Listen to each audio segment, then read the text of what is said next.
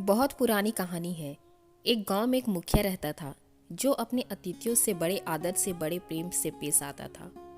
वह मुखिया हमेशा इंतजार करता था कि कोई उसके घर आए और वह उसकी देखभाल बहुत अच्छी तरह से करे। और रोज सुबह मुखिया यही सोचता था कि आज अतिथियों को खिलाया जाए, क्या पिलाया जाए, ताकि अतिथि खुशी से झूम उठे। अतिथि बड़ी खुशी से वहां से विदा लेते और जाने से पहले मुखिया को हमेशा कहते कि उन्हें इतने अच्छे से किसी ने नहीं रखा।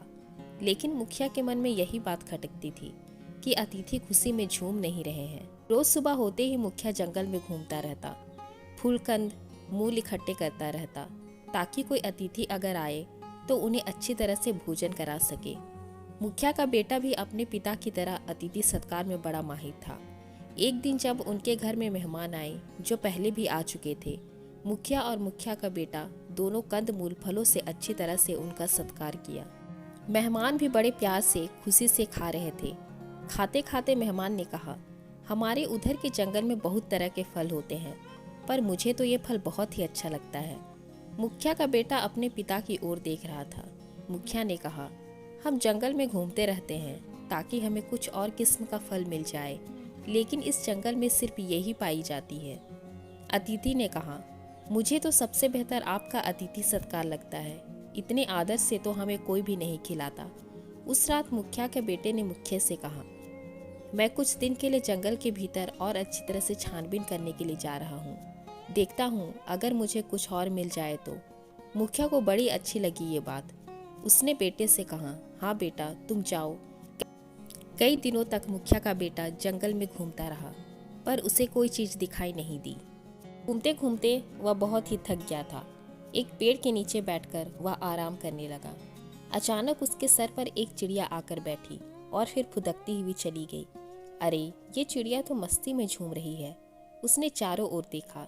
यहाँ की सारी चिड़िया तो बड़ी खुश नजर आ रही है। क्या बात है? वह गौर से देखता रहा चिड़िया की ओर। उस पेड़ के नीचे एक गड्ढा था जिसमें पानी था। चिड़िया उड़ती हुई उस गड्ढे के पास गई।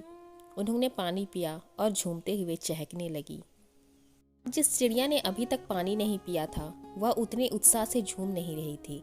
इसका मतलब है कि उस पानी में कुछ है। मुखिया का बेटा गड्ढे के पास बैठ गया और उसने गड्ढे का पानी पी लिया। अरे, ये पानी तो बड़ा अजीब है। पीने से झूमने का मन करता है। क्या है इस पानी में? अच्छा, ये तो महुए का पेड़ है। इसके फल झड़ झड़ के उसी पानी में गिर रहे थे, तो इसका मतलब है कि महुए के फल में वह झूमने वाली चीज है। मुखिया का बेटा मन ही मन झूम उठा। यही तो वह कितने दिनों से तलाश कर रहा था। इतने दिनों के बाद उसे वह चीज मिल गई। उसने महुए का फल इकट्ठा करना शुरू कर दिया। ढेर सारे फलों को लेकर वह घर की ओर चल दिया। उधर मुखिया बहुत चिंतित हो उठा था। कहाँ गया उसका बेटा? उस दिन 3 अतिथि आए हुए थे। अतिथियों को मुखिया की पत्नी प्यार से खिला रही थी, पर साथ ही साथ उदास भी थी। अपने पति की ओर बार बार देख रही थी। अचानक मुखिया के चेहरे पर रौनक आ गई। उसकी पत्नी समझ गई कि बेटा वापस आ गया है। अतिथि जब जाने ही वाले थे, पर मुखिया के बेटे ने उनसे अनुरोध किया कि वह थोड़ी देर के लिए रुक जाए। अपनी माँ को उसने सारी बात बताई। माँ ने कहा, पर बेटा, पानी में कुछ समय वह फल रहने के बाद ही असर होगा। तुम्हारी कहानी से मुझे तो यही समझ आ रहा है। मुखिया का बेटा मान गया। इसके बाद पानी में वह फल डालकर कुछ दिन तक वे सब इंतजार करने लगे। अगली बार जब अतिथि आए, उन्हें वह पानी दिया गया पीने के लिए। उस दिन मुखिया, मुखिया की पत्नी और मुखिया का बेटा तीनों खुशी से झूम उठे, क्योंकि पहली बार अतिथि जाते वक्त झूमते हुए चले जा रहे थे।